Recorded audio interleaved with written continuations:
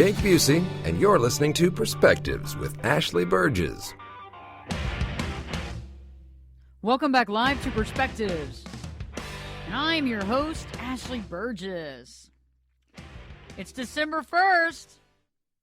It's December 1st. And do you know what that means? It's December 1st. It's December 1st, 2015. And do you know what this date signifies? This date signifies the countdown to our holiday stress. December 1st is the kickoff of the stress countdown. And why do we get so stressed out? I mean, besides the fact of the shopping and trying to find the exact right gift and all that BS, what's more stressful than that? What makes that look like a cakewalk? You know what makes that look like a cakewalk? Dealing with your family over the holiday season. Dealing with those crowds and getting kicked around and all that. That's easy. You do that 5 times in one day and come back around and do it again. Go work out at the gym after. Holy hand grenade. But dealing with family can be brutal. We all know that we can get really stressed out by things that people say, stuff that others do, judgments that are made, assumptions that family makes, labels that they constantly give us. Those labels. Those labels that we don't seem to be able to live past. We can't live down. Constantly dealing with these labels. And how do we deal with this? How do we deal with the stress that we have when it comes to our family? Because isn't the holiday season supposed to be the best time of year? I mean, I don't agree with that. I think that all year long should be the best time of year. But don't you feel that the holiday season, for the most part, should be happy, should be joyful? And why is it that as you head over to your family's house, it's like you're going to the judging, the jury, and the executioner all at the same time? And what are you going to do about it? Some of us, what do? I'm going to take a couple of stabs at what people do right now. I don't know if that's a good word, but I'll take a couple of ganders, really. The first thing is that you get over there, and what do? You've already drank before you got there. You start drinking some more, so you really show your ass. I know people that really love that eggnog and rum, okay? They say it takes the edge off. I know some people that smoke double packs of cigarettes those days, and they hide it because most of their parents don't even know they still smoke or don't even know they smoke. Some people just get extra edgy. You know, I have friends and I also have clients where they'll be driving in the car, heading over to the in-laws' house, and literally one of them is freaking out, yelling or upset or taking out everything on the spouse. Because the last thing they want to do is deal with these family issues.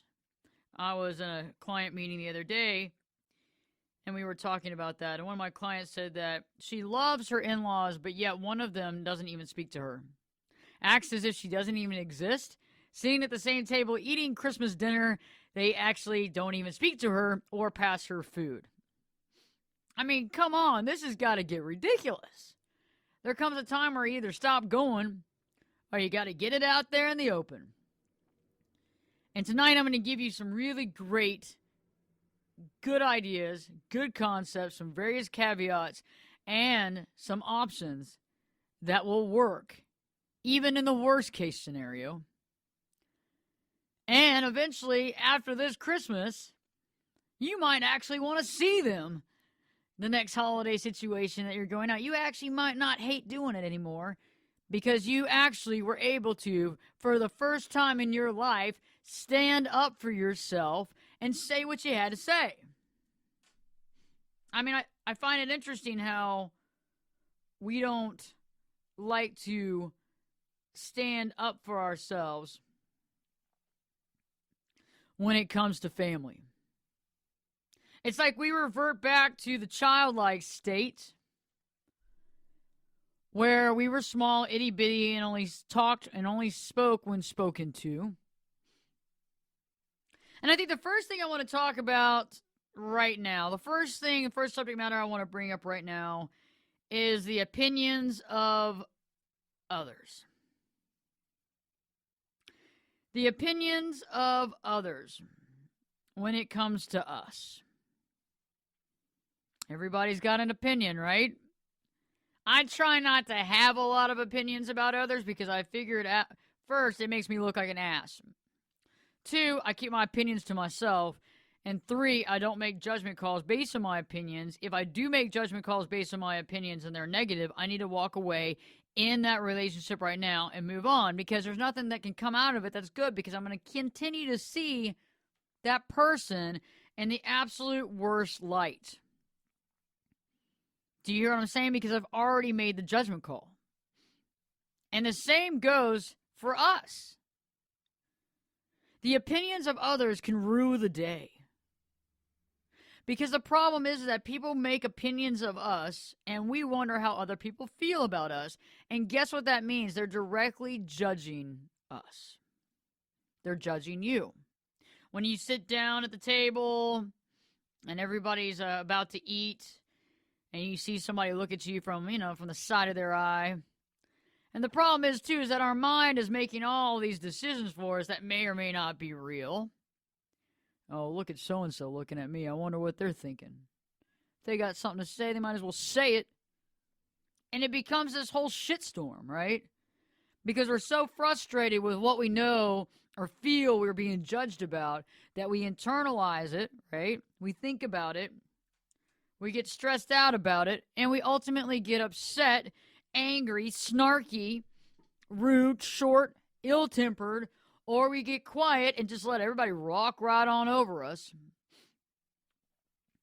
I think the biggest thing about being judged is that they're judging you probably on a situation that took place or a lifestyle choice.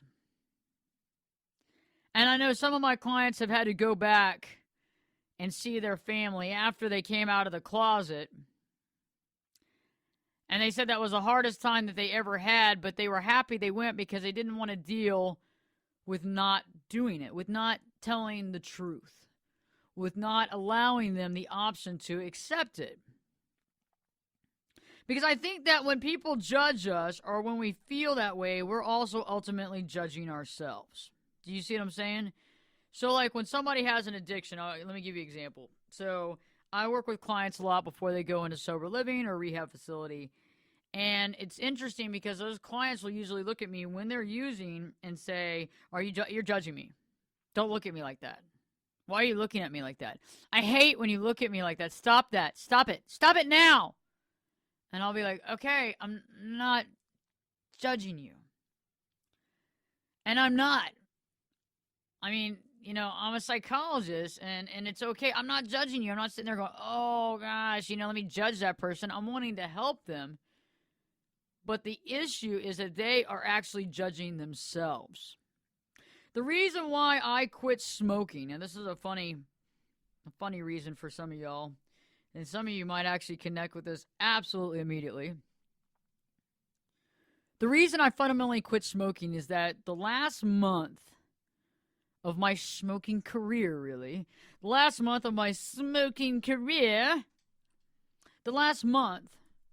I would go outside of, the office building and smoke. And at first, when I smoked back in the day, a year before that, it was a social thing, so it was cool. But the more and more I smoked, especially during the day and at the office, I realized that it really wasn't social anymore. And I caught myself literally outside, not looking around, but facing the wall of the building. Okay? So I'm a foot from the building, from the wall of the building, the big stone wall, and I'm looking right into it so nobody else sees me. And that's when I realized not only do I need to quit, but I need to quit because I've already judged myself because I know that I shouldn't be smoking.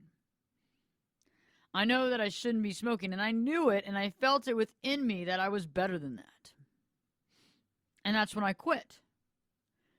And it wasn't other people looking at me because nobody really gave me the eye. It was funny because most people didn't even know I smoked. And it wasn't until, I guess, a week before I quit, I was hanging out with some friends and I pulled a cigarette out of my cigarette pack in my purse. And I used to smoke Parliament Ultralights. That was the last cigarette I started, the last cigarette brand and type that I ended my smoking career with. And I pulled out a Parliament Ultralight and I grabbed my favorite lighter and I lit up. And everybody looked at me like I was freaking crazy. And I looked at them. I was like, what? What's going on? And all three of them looked at me and goes, since when do you smoke? I go, excuse me?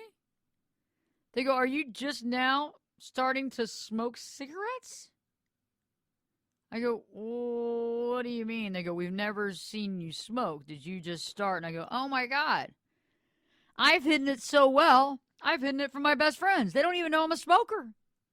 I went through so many Starlight mints, so much Fireball gum, Dentine Fire gum. I mean, I could buy stock in that. Brushing your teeth, flossing your teeth, Starlight mints, Dentine Fire gum was my perfect combination so nobody could smell that I smoked. And I didn't ever smoke in a closed environment, therefore I didn't smell like it. And I was like, guys, I've been smoking for 3 years. They're like, oh my God, are you serious? But it was like they were looking at me crazy, but it wasn't them judging me. I realized I had ultimately judged myself. And I feel that when we go on our holiday excursion back to our family, a lot of us are constantly judging ourselves based on our lifestyle, based on our situation when we were a kid, because we kind of go back to that childlike mentality. It's hard not to when you go back home with your family. And some of you, your parents have taken your childhood room and made it into a pool hall. Others of you, they made it into another office. Some of you, they made it into their sewing or macrame room. And others of you had the great pleasure of seeing your room the same way it was when you left home. And some of you, even go a step further, have the great pleasure of sleeping in your childhood bed when you're back at home. What makes you feel more like a child than sleeping in a twin bed? What makes you feel more of an insignificant, no voting power, can't drink, can't smoke, what can you do, child, as sleeping in your old twin bed or your trundle bed or whatever it is with your dolls around, or if you're a guy, your G.I. Joes, your Transformers? Seriously. And we all go through this. And so the thing is that we have to overcome the personal judgments we've made, the identity and the defining factors that we've given ourselves. But we also have to deal at the same time with the opinions of others and how they've ultimately labeled us as well. Okay, so think about it. There's labels that we have, these labels from childhood. Some of us, they labeled us from when we were young adults. There's all kinds of different labels that we've been given. And I find it ultimately interesting when it comes time to have a family dinner, when that label ultimately comes out of someone's mouth. And it's always to someone's chagrin, their delight, it feels like. And they'll tell you about these labels. They'll bring up unhappy memories. Maybe memories that make you feel insecure. Maybe make you feel a little lesser of a person. Some of you still feel sad. Some of you still feel guilty about what they talk about. What about the loneliness? What about ultimately feeling small? And I want to give a non-family example first, and then I want to give a family example. The first, a non-family example. It was about a month and a half ago, and I met an old friend of mine, and she and I sat down and had a few drinks together and reconnected. And everything was great for that first hour and a half. It was perfect. It was picture perfect. But, you know, she's probably about 20 years older than me. And that doesn't matter. I mean, age doesn't matter to me. But, you know, when we first met, I was a lot younger. very crazy, and probably up to no good, right? Not like in a bad way, but just like having fun, getting trash, going out with their friends, making bonehead choices, that kind of sort of thing. And we're actually really getting along on a good friend to friend level, and all of a sudden she brings up this reminiscing of me, and the first thing out of their mouth always too is that, oh, I don't want you to feel bad, but remember this. I don't want you to feel bad, but remember this. It's almost like I'm not trying to be an asshole, but you did this, and that wrong. Well, you know what? They are being an asshole, okay? That's just the way it is. Nobody sits there and has a precursor of, well, I'm not trying to be a jerk, or I'm not trying to be mean. But that but is your indication that, yes, indeed, they're trying to cut you down to size. And it was interesting because I thought that this person was going to be a little more relevant than this. I thought that this person was going to be, I don't know, what's the word? More adult. But I found in that brief moment that they're not. And even if it's the alcohol talking, the point is that why do you have to bring it there? I didn't bring up her divorce. I didn't bring up when she was screwing another guy and got caught. I didn't bring up any of that. No, I didn't, right? But I accepted it. But it felt like I was back at home dealing with family issues on a holiday. And let me give you a good example of a family problem. You go home for the holidays. Things are fine, but you're waiting on it. Because something's about to be said about it. You could have come up with a cure for cancer. You could have stopped AIDS in third world countries. Okay? You could have stopped the plague. You could have gone to Africa and stopped the deadly disease plaguing certain areas. You could have been in the Peace Corps mission and saved 70,000 children from a flood because you came back on a boat 192,000 times and saved one by one. It doesn't matter. You could have been the first person set to go to Mars on your own personal excursion, and you may never come back, and you're doing it for the good of society. Does not matter. If you peed in the bed, if you tinkled in the bed when you were a kid, not gonna be able to live up to it. It's like you could do everything. You could have invented the internet, for God's sakes, but it doesn't matter because you peed in the bed, and everybody's going to think about you as the bedwetter. And ultimately, at dinner, somebody's going to be like, hey, you remember when Ashley used to pee in the bed? Yeah. Remember that? You had a real problem with that, didn't you? Couldn't just seem to wake up to go to the bathroom. I mean, seriously, I have clients right now that currently deal with that, and they get so angry and so defensive and so upset before going to the holidays because they know they're going to bring up something bonehead like that and make them feel like they're 5 again. It's not fair. It's not fair because you've already gone past that. I mean, these people are major professionals. They do a lot of good work in this world.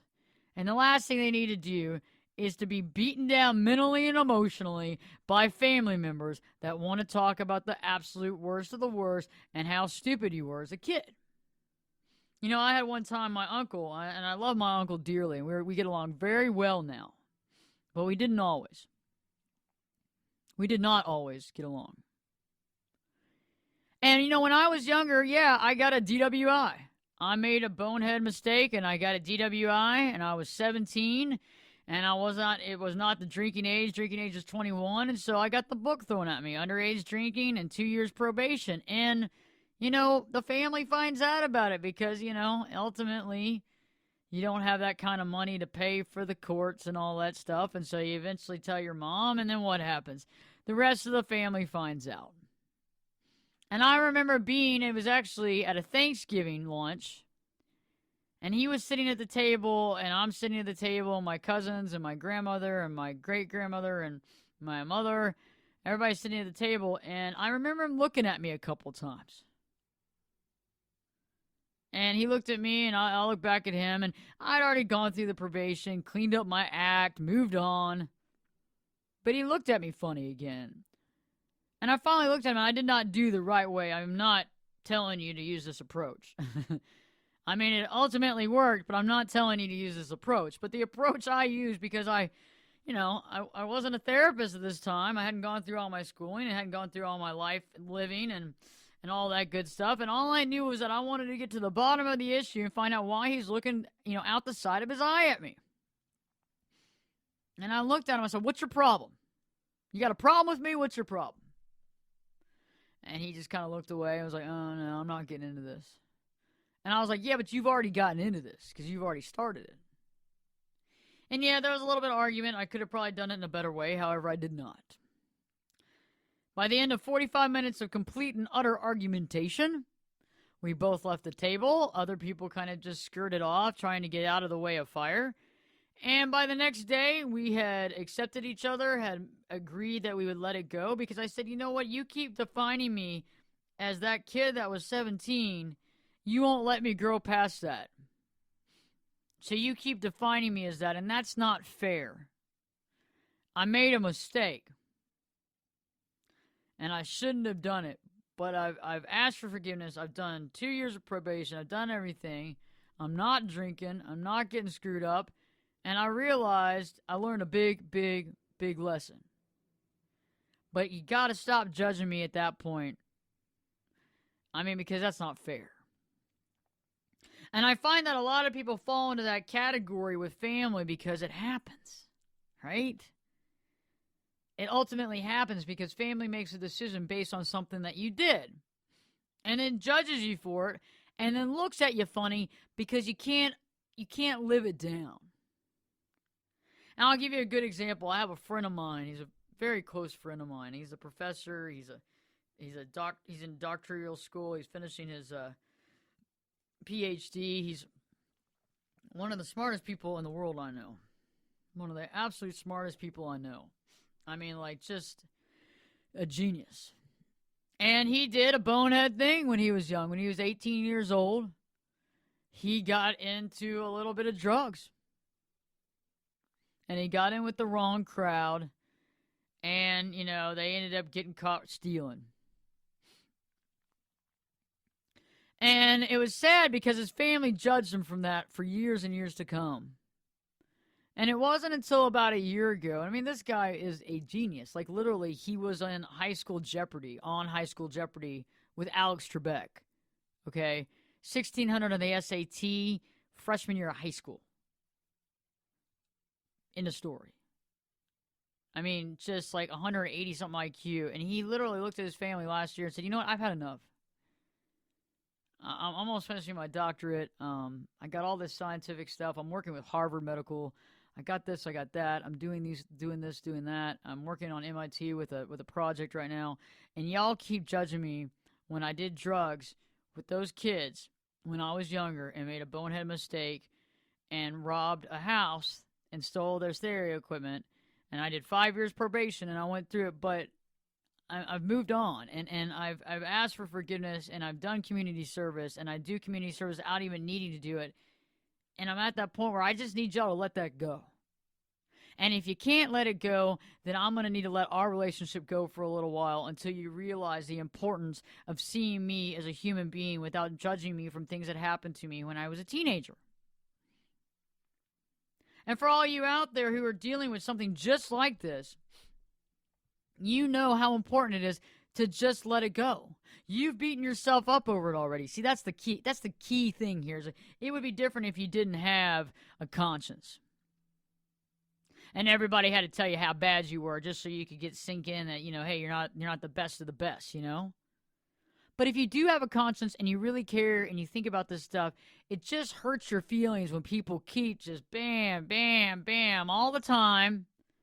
And you're over there like, man, why do I do this to myself? Why do I come over here? Why do I try to do holidays with these people when all I'm going to get is scrutinized, be made fun of, and feel like a piece of crap? This sucks. Later on in this podcast, I'm going to give you ways of getting around that. But I just want you to understand where I'm at because I feel that you're dealing with something like this, and most of us do. Because a lot of times people make assumptions. And that's key because it's like Let me explain. So when some people they always make judgment calls on other people. They've made labels. They have these labels. They judge them by their labels that they've created. And it's like for example, like a married couple. You have like let's say the wife constantly feels like the husband's cheating on her, but he's really not. He's really not, but she keeps thinking he is, and so she keeps checking his phone and calling him up at work and stopping by at work to see where he's at, and he's not cheating, but the problem is over a period of time, right?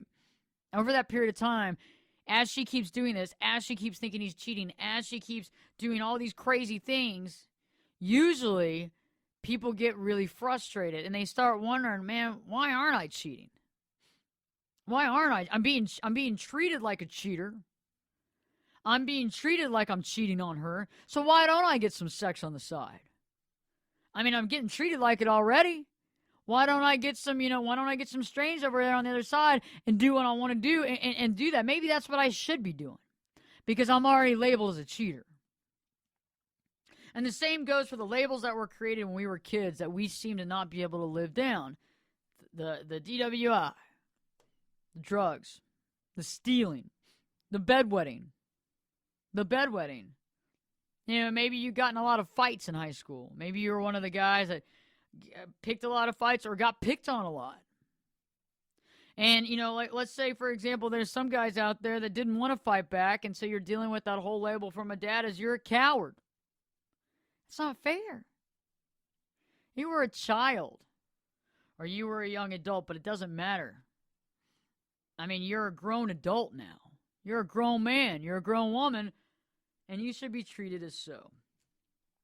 So let's begin to really talk about these labels from our childhood, because I think that these labels are what keeps us from having personal relationships with our family that we need. And the first thing I've realized that when people try to label you, one of the things that you can do when you're sitting at the table and someone goes, well, remember when you used to wet the bed? I always like it when they've had like 2 or 3 eggnogs or a couple of vodkas and somebody has to bring it up when everything seemed to have been smooth, but not so fast. Remember when so-and-so used to wet the bed all the time? Well, how did all that work out for you? Ha, ha, ha, ha. And then it comes up and then somebody else's kid, they got, somebody in your family, their young kids dealing with bedwetting. How did you deal with it? And you're over there like, man, since when did I become head bedwetter here at the holiday event? And the first thing I figured out that you can do with these labels, and I call them personal label attacks. So when somebody comes at you with a personal label attack, see it for what it is. Don't be all stressed out. Don't wear your feelings and your heart on your sleeve. Instead, you can catch it when you're in the right frame of mind. When people talk like that, it sounds so foreign and it sounds so utterly out of place. So let me give you an example. Let's say that everybody's sitting around and everything's great and joyful, and you're talking about a wonderful opera you saw or a symphony and how beautiful it was, and somebody from out of the blue said, I hate that shit. You're like, what? What's wrong with them? Same applies.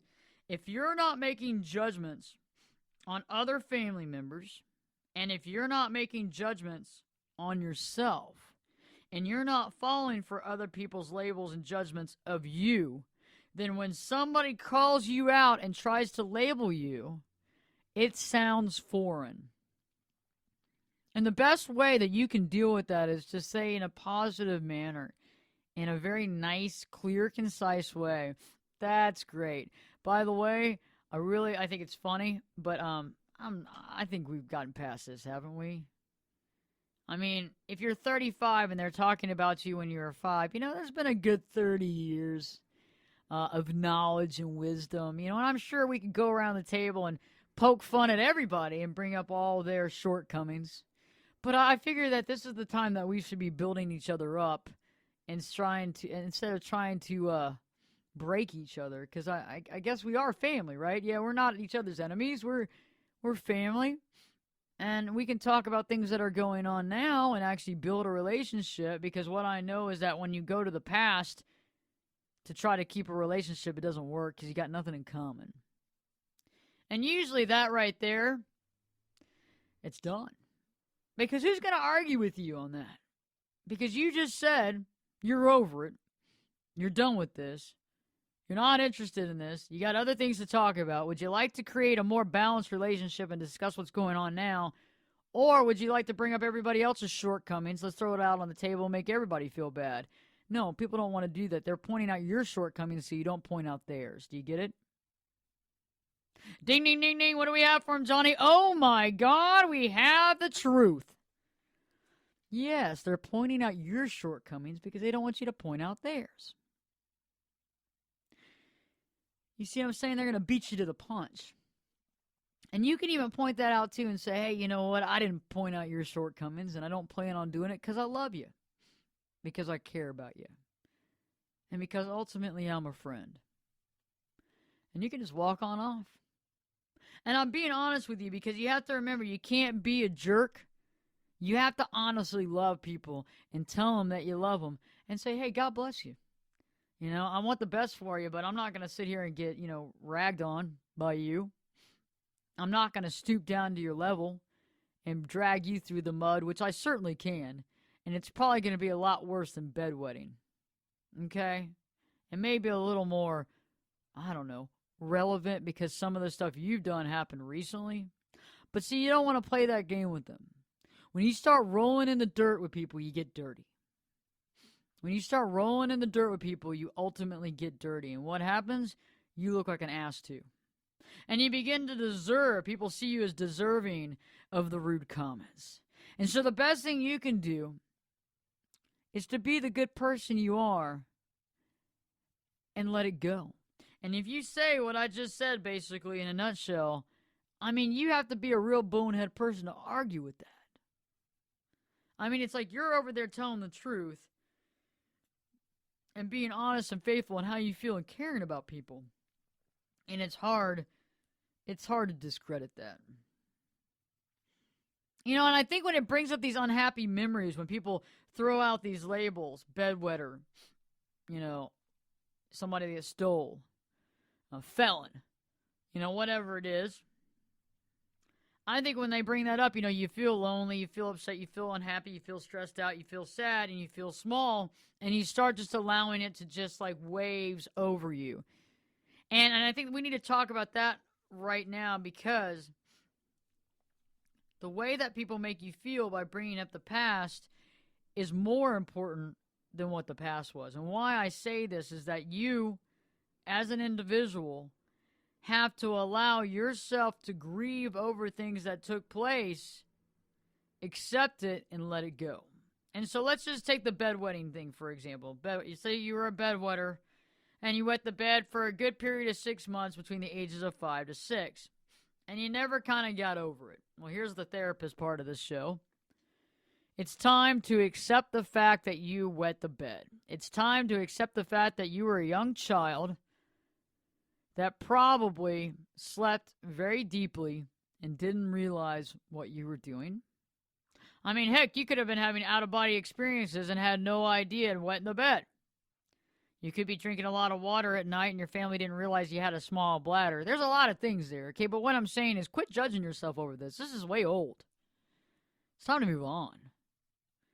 I mean, when people bring that up, you should actually honestly get a good laugh out of it. I mean, like an honest, real, true belly laugh out of it. Because you know what? The more you think it's funny, they'll stop bringing it up. When people try to bring things up to make you feel bad about yourself, if you genuinely find it funny and you laugh and you don't take it personally, that'll be the last holiday season that they ever bring it up because it didn't get them what they wanted. They wanted you to feel ultimately bad, for you to get terribly small, and for you to shut the hell up for the rest of the thing. That's what they wanted. They didn't get it. They wanted you to start a fight with them. They wanted you to get upside down and angry and mad and just violent. Ah! They didn't get that. Instead, they got a belly laugh, humorous. Even, hey guys, that's hilarious. Oh my God, it's funny. Yeah. Yep, that's hilarious. That's funny. Walk out of the room, go grab yourself an iced tea and do what you need to do. Not in a rude way, just, pat them on the back. You always bring good laugh, you know what I mean? Thanks a lot, that was funny. I hadn't laughed like that in a long time. They won't be talking about that at all, okay? You just screwed up their whole deal. They wanted you to be upset. They wanted you to be angry, and better yet, they wanted you to feel teeny tiny. Oh, there's teeny tiny over there feeling sorry for herself. Always just so sorry for herself, the bedwetter. See? Instead, you're like, that's hilarious. I was 5. That's great. I mean, come on, that's hilarious, you know? I should have been in the bed with you and wet it on your head, you know what I'm saying? That would have been really funny. You know, the next thing is that no matter what these labels are that you were given as a kid, don't let them get in the way of your living. When these labels and the feelings that you have begin to get in the way of you living a happiest, joyful life, that's when you've got to sit down and say, why is that happening? Why? Why am I allowing these people's words and comments to get in the way of my soul's happiness? This is wrong. And I would advise at this point to sit down with a piece of paper and a pen and write down the possible labels that you're going to hear this Christmas and look at it from another standpoint outside of yourself and look at it from a friend's standpoint and see, how funny is this? How stupid is this? How ridiculous this is? But better yet, forgive yourself. Forgive yourself. You can't go back and change what happened in history. Okay? I can't go back to my 17th birthday and change the fact that I was driving home with my boyfriend and I got pulled over and I got a breathalyzer test, a drunk test, and I passed it, but I had a couple of tickets out for me, a couple of speeding tickets, and so I had to wait 45 more minutes for 2 other police officers to come and give me another sobriety test, which they made me fail due to some circumstance because they had already come out there because I had those 2 tickets that I hadn't paid and go through that process. I felt awful about that. And it wasn't until, you know, after dealing with my uncle thing and going through that, but it wasn't until after that I was trying to volunteer at Make-A-Wish, at the corporate offices at Make-A-Wish Foundation. I was trying to volunteer there just for volunteering. I'd already done my community service, but just for volunteering. Because I had to deal with a condition, and I deal with it my whole life, and so I understand. I've been through what most of these kids have been through, and you know, occasionally still going through that stuff, and I wanted to help out kids that are, you know, that had gone through it too. And I remember getting my background check in and filling all that in, and then getting a call from the president of Make-A-Wish asking me if I could come down to the corporate office to talk with her. And I said, sure. I came into her office and she goes, Ashley, come on in. She closed the door and she goes, you know, my daughter's name is Ashley. And I go, man, that's a good name, you know. And she goes, hey, I got your background check. It came back, and I need to ask you a question.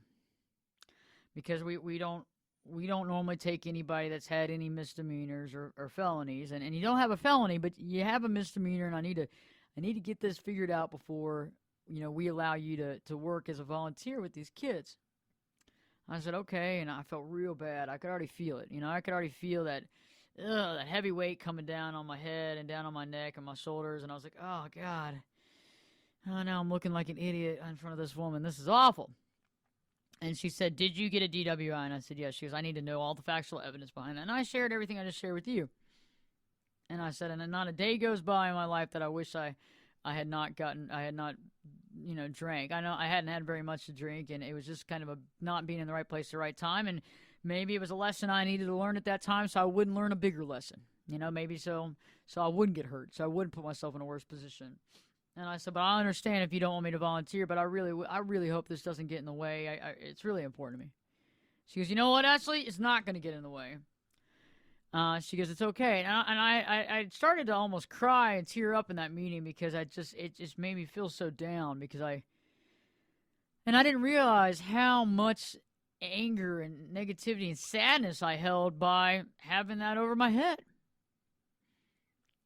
And I remember all the way driving home, I really kind of did a prayer, and I sat down when I got home, and I wrote out, you know, does that define me? No. So why do I feel so bad? So I had to get over the fact I had to forgive myself. I had to let it go. And I feel that everybody listening tonight, you in particular, you got that thing you got to let go. And until you let it go, your family and people are going to use it against you to intimidate you and to put you in line. And it's not until you let that go on your own that you're able to flourish. And the biggest thing about this, too, is that when you're able to let it go, you're not looking for acceptance anymore. The acceptance of others isn't needed. When you've dealt with your own problems and your own issues and you've gotten over things and you've allowed things to be and you've looked at yourself in the mirror and said, you know what, I did that, I'm not happy about it, but guess what? I'm going to move on. It's time for me to move on. And I'm going to forgive myself right now. I'm not going to do it again. I learned from it. I'm not going to forget it, but I'm going to forgive myself. And I'm not going to define myself based on this situation or based on this label. And I'm telling you, if you do that honestly, and you believe in that, this holiday season, if they label you by that, is going to be way different. Because no longer are you looking for them to make you okay. No longer are you looking for them to validate you and say it's okay that you did that, let it go. You've already done it. And you're the only one that can do it. Do you see what I'm saying? It's that whole acceptance thing. You're the only one that can accept yourself. Even if you get acceptance from everybody in the planet, except for 2 people, you're not going to care about everybody on the planet. See, this is the human condition. You're going to care about those 2 people. Isn't that asinine? But isn't it true? I mean, think about all the space and storage in your mind that you allow the naysayers and the haters and the people that just like to fuck with you to get into your head. Isn't that true? Think about all the time and effort that you allow and you think about when people do things wrong by you. And think about the acceptance that you need so badly that you can't get from a particular parent. But on the other hand, one parent loves you and cares about you unconditionally. But that's not in the forefront of your mind. Instead, you're just thinking about what you don't have. It's time to embrace what you have.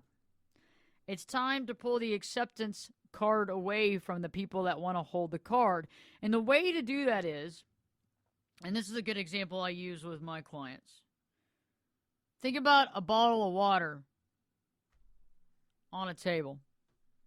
And that bottle of water is the acceptance that you want from your family. Once you quit wanting that bottle of water, i.e., the acceptance, they will freely give it to you. However, the more you want it, it's like keep away.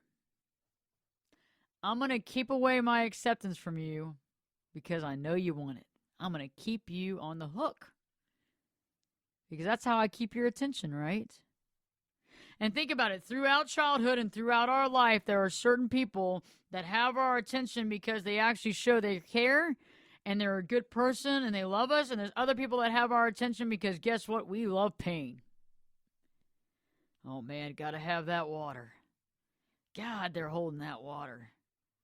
Man, they got their back turned to me, and they're looking over their shoulder at me, laughing at me because they're holding that water.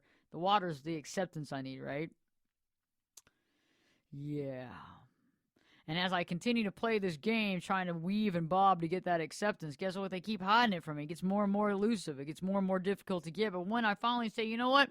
I don't need it anymore. I got my own water. And you show the bottle of water you got. And it's bigger and it's better because it comes from you. And a water, again, is the acceptance, right? You have personal acceptance of yourself. Once you accept yourself for who you are, their acceptance doesn't mean anything. I mean, great, thanks. It's like another, it's like another notch in your belt. Hey, thanks, man. Glad we're on the same page and we love each other unconditionally. But you know what? That's what you want, is once you get your own personal acceptance, you change the whole game. You moved on. You've taken their pieces and their puzzle and all that stuff, and you've taken everything and let them head home with their marbles. You don't need it. You're not playing anymore. It's time to move on. And for this holiday season, for y'all going through these acceptance issues with others, to deal with the labels as a child that you still have to live up to or live down as an adult, let it go. Say what you mean, But the biggest thing is to accept yourself and realize, let it go. Because, when it doesn't bother us, it doesn't bother us anymore. When it doesn't bother you, guess what? They realize it, they sense it, and they stop doing it. Because the reason why most of them are saying this in the beginning is because they want to bother you. It's just the way it is. They want to ruffle feathers and see what happens next. But when it doesn't ruffle feathers, and you don't need their acceptance anymore because you got your own, it changes the whole game plan. There is no game. There is no spoon. Remember? There is no spoon. There is no game. And you can go on living a great life. And I think this will help you to have a joyful and happy holiday season, because this is what matters. Because you can actually step past the labels, step past the judgment, and talk like normal human beings. And sometimes people might need a lesson on this, and it doesn't hurt to educate people on what it means to be an honest, straightforward person. I have a lot more shows in store for you about the holiday season, about dealing with family issues, about dealing with different family dynamics, about different types of personalities during the holiday season, because we all have to deal with that sometimes, right? We all have to deal with it sometimes. Those different personalities, those different situations that, are difficult. And we're going to talk about those here in the next few weeks. We're going to be counting down a little bit here on the Christmas holidays, because I want you to be completely, successfully, peacefully armed to deal with any situation you have to deal with, to deal with anybody that you have to deal with, and guess what? To triumph. This is your holiday too, right? You should enjoy it. You should be happy. It's a great podcast here on Spreaker, and you can obviously find my shows here on Spreaker, all of them, most of them at least. And check out ashleyburgess.com, ashleyburgess.com, my website, for any information you may want to know about me or about my work and about maybe my therapy or my coaching. And remember, this is a holiday season for you. And when we continue to live it for other people, we lose out. So see the time that we have as a present moment. The present moment is a gift that we've been given. Use this gift wisely. Accept yourself. Trust in yourself. Forgive yourself. Love yourself. And after that, you won't need other people's acceptance. Stay tuned. Perspectives with your host, me, Ashley Burgess. Be back this time. I'll be back this time in 3 shakes.